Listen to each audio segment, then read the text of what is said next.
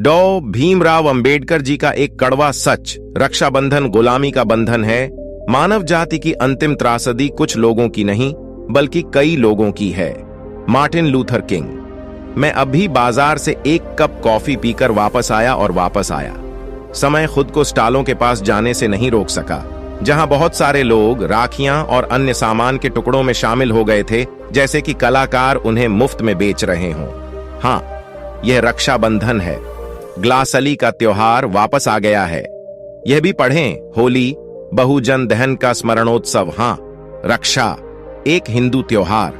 अब सिख और बौद्ध धर्म सहित लगभग सभी अन्य धर्म भी शामिल हैं। कुछ ही चौथाई में है। वापस आने के बाद मैं इस त्योहार और इससे जुड़ी वास्तविकताओं पर अपने विचार एक साथ रखने आया हूं। क्या सिख धर्म, बौद्ध धर्म, रक्षाबंधन को बढ़ावा दिया जाता है? दलित बहुजनों का इस त्योहार से क्या लेना देना? क्या सच है भारत में महिलाएं सुरक्षित महसूस करती हैं? यह क्या है महिलाओं का त्योहार? महिलाओं को क्या बांधना बंद करना चाहिए? इन त्योहारों का क्या कोई विकल्प है?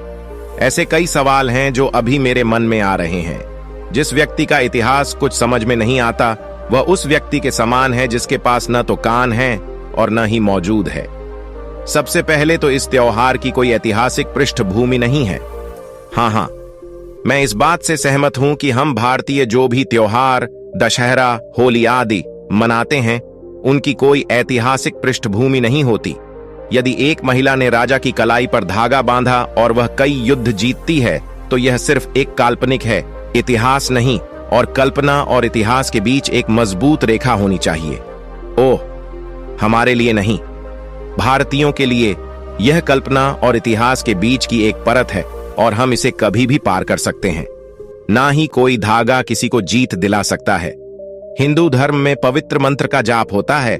इसका अर्थ है, मैं आपको राक्षसों के शक्तिशाली राजा बलि को बांधे हुए रक्षा सूत्र के समान रक्षा सूत्र बांध रहा हूं।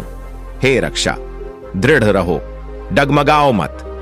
किसी की कलाई पर राखी बांधने का यह सरल वार्षिक आवर्ती कार्य किसी भी व्यक्ति में इतना मजबूत और तेज बांध कैसे पैदा हो सकता है, यह वास्तव में आश्चर्यजनक और दिलचस्प है।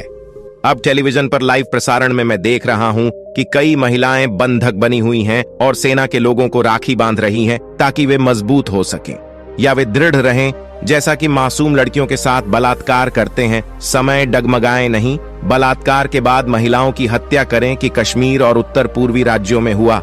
यहां आम धारणा स्थापित है, ब्राह्मण बनिया मीडिया द्वारा स्थापित, कि भाई बहन का रिश्ता शुद्ध प्रेम है, प्रभावशाली है। लेकिन यह सच नहीं है, क्योंकि दुनिया के 80% से अधिक लोग इस त्योहार को नहीं बनाते हैं और वे भारतीयों की तुलना करते हैं। यहां अल्पपोषित लोगों पर भी विचार करें। एक ओर जहां भारतीय कन्या को स्वीकार नहीं किया जाता, यहां खराब लिंगानुपात पर विचार करें। महिला समाज को हर तरह के भेदभाव का सामना करना पड़ता है। लेकिन उसके बाद रक्षाबंधन, महिला संरक्षण दिवस जैसे त्योहारों के बारे में मुझे अजीब लगता है। यह क्या अजीब बात नहीं है कि रक्षाबंधन 1 साल की आजादी के साथ आता है?